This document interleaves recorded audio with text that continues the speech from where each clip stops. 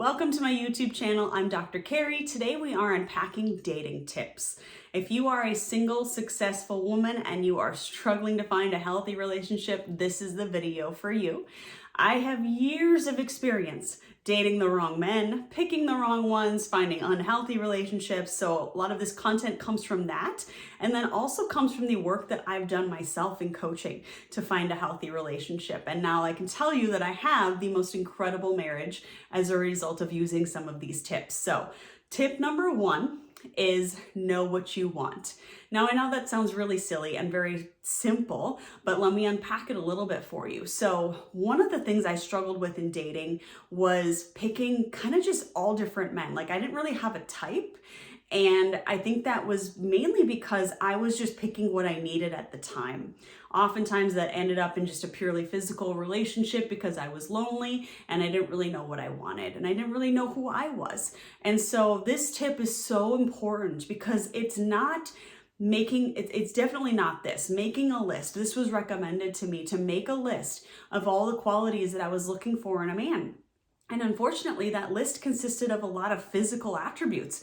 I'd like him to be 6'2" and have brown hair and have an athletic build and just all of these things that they matter, right? You want to be attracted to your partner, but they don't matter as much as the character of the person because that body's not going to stay that way the rest of his life. I'm sorry to say that, but you need to be looking at the heart of the man that you want to date. And so those are the qualities I'm talking about, figuring out what you want. And it actually starts with figuring out who you are. Because when I was asked to make this list, I struggled because I didn't know what my core values were. And it took digging into that to figure out that integrity, honesty, loyalty, those are really, really important to me. And that's what shapes the character of who I am, which is what I'm looking for in a partner. So my non-negotiables are, and I rank them in order of importance, is number one, must love God, must have a relationship with Jesus. Now, this was a really important one for me, which is why it's number one, because I wanted a man who could lead me spiritually. And what that looks like is somebody who goes to church on a regular basis, reads their Bible regularly. I didn't want someone who just goes to church occasionally and says that they pray from time to time. I wanted somebody who was a devoted follower of Jesus.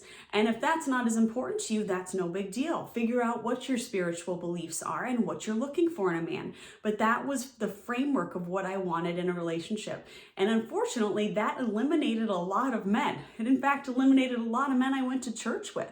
But that was okay with me because that was such an important value of mine that it was my number one non-negotiable.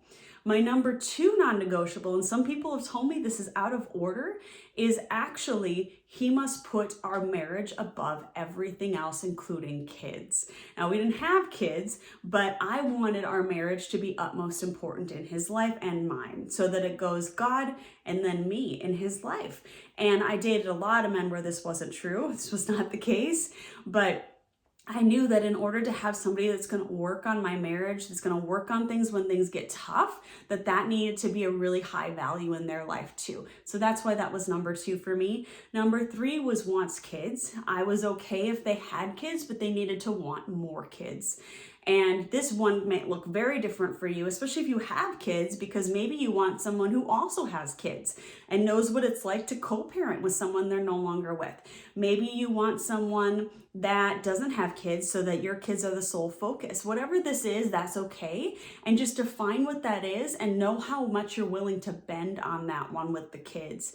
And then I had a couple more on my list, but that were really important to me. One of them was he must be emotionally available. Like I kind of want him to have done some therapy. He's in touch with himself emotionally. And that was a really important value to me because I dated men who had none of that. And it was really challenging to talk about anything deep. And so know what your non-negotiables are. It is so important when you go into dating to know what you're looking for and being able to kind of measure everybody against that standard. And it's totally okay to have those non-negotiables because what you're going to find is you're going to go on more quality dates when you start to use those standards, and you're going to actually be finding the ones that meet your standards so that you can actually determine, is this person a long-term fit for me? So that is dating tip number one. Number two is check your mood before you go out, before you get on the dating app. Check in with yourself, because this is so key to how are you feeling and how are you going to interact with this person is based on what your kind of heart posture is at the moment. I found myself on dating apps, which a lot of people are these days, because it's kind of the only way to meet people, or one of the only ways in your 20s, 30s, 40s, 50s, 60s. I actually met my husband on a dating app. And I would find myself sitting on a Saturday night feeling lonely, like, oh, I want somebody to talk to. I wonder who else is on the dating app tonight that I can talk to. And I went into this with the wrong mindset, because then I would end up chatting with someone who wasn't really a good fit for me and didn't meet those non-negotiables. I started going on dates with men because I was lonely, because I was desperate. And those don't turn into long-term fruitful relationships. So it was kind of a waste of my time. And so before you get on a dating app, before you go on a date, do a check-in and say, where is my heart? Where is my mind right now? How am I feeling? Am I going into this with the right mindset? Because if you're going into it feeling lonely or desperate, it's probably not going to turn out to be the relationship that you want. And you might end up doing something that you're not willing to do. Like you might bend on some of your physical rules with that person because you're feeling lonely. So check in with yourself. And if you are starting to feel like desperate or lonely while you're on the dating app, get off. Pick it up another time. It's totally okay. And rule number 3, tip number 3 is be patient. It takes time. You hear that lovely story about the couple that exchanged glances in the grocery store over cantaloupes and it was happily ever after that. Yeah, that doesn't happen, okay, guys? It's just not realistic. You have to go on a few dates with people to figure out if you're a good match, and you have to get to know them. And I would say do as much as you can to avoid the physical if that is important to you, but try to avoid it as much as possible in those first few dates, because you really can spend time getting to know the character of the person. My first 3 dates with my now husband were about 5 hours each, and I didn't even let him kiss me in any of those dates because I wanted to get to know who he was without any of that clouding my judgment. And that was really an important thing for me. But just know it's going to take some time. It's going to take time to get to know someone. When you're on a date, you can observe their behavior. You can learn a lot about a person just by observing them, how they interact with the server at the restaurant, how they treat you. Are they the gentleman that you want them to be? There's a lot you can learn about them. And if you're getting frustrated, impatient with the process of dating, take a break. It's okay. You don't need to meet him tomorrow. You will meet him. I promise you'll meet him. But take a break and just enjoy your season of singlehood.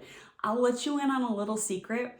Now that I'm married, I sometimes miss being single. So for what that's worth, it's okay to be single. It's fun to be single. Enjoy it. I found myself always just waiting for the next season of my life, and I didn't enjoy it as much as I could have. So enjoy your time of being single. Keep yourself busy. Do things you want to do.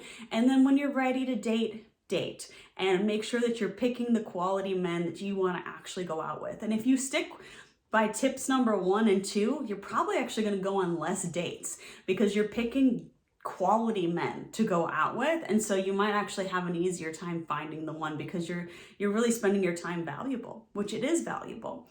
So those are my 3 tips for you today. If you are interested in working one-on-one with some coaching in this area, I am always available, and tune into my YouTube videos. I also have a coaching course on here. Subscribe for more of my content and have a fabulous day.